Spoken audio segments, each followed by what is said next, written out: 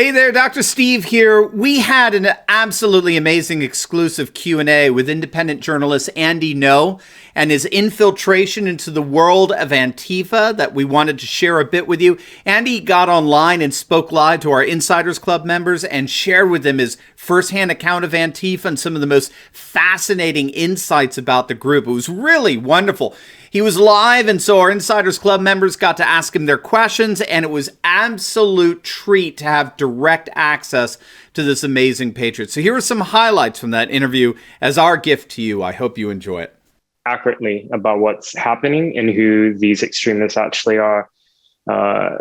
Year after year, we were being told, given this propaganda that Antifa are just anti-fascists, opposing racists and neo-Nazis, rather than digging deep into the criminal organizing nature of what they actually do and their calls for terroristic acts against the state and against other citizens. And that led to me becoming a target of Antifa in 2019, and that they actually physically beat me in a couple, they assaulted me first in May of 2019, then they beat me in June of 2019, and that was partially caught on camera. So I landed in the hospital because of that beating, and I had a brain hemorrhage. So they tried to kill me before, and I just continued going on, covering them, and they showed up at my family's home. They threatened to kill me. They write murder ending around Portland. All of it's reported to Portland police. Nothing's ever done.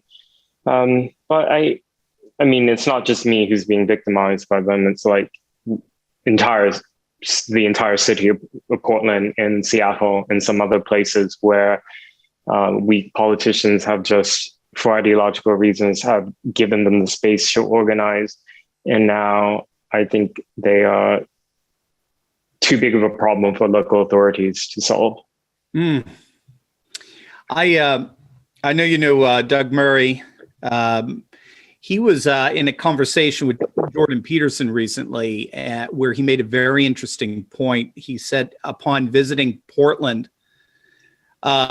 he never imagined that he would see a city in that dilapidated state and those kind of imploding conditions in a first world nation.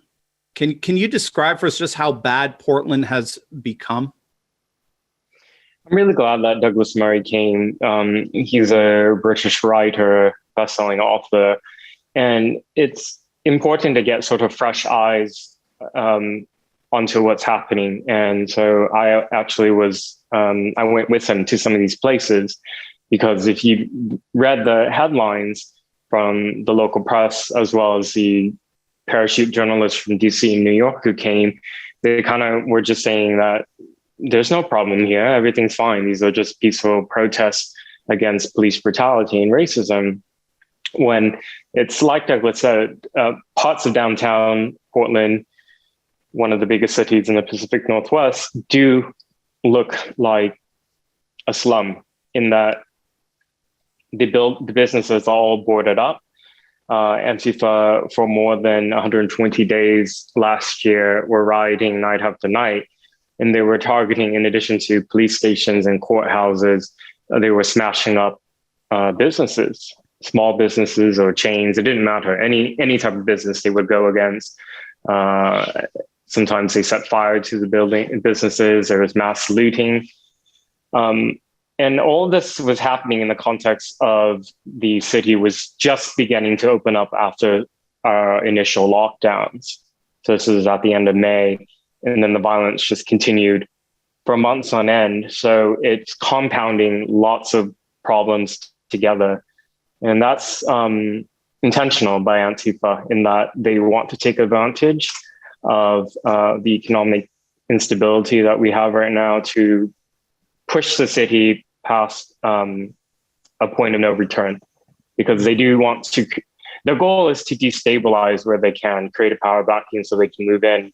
So they've been particularly ambitious in 2020 because everything was done under this pretext of Black Lives Matter.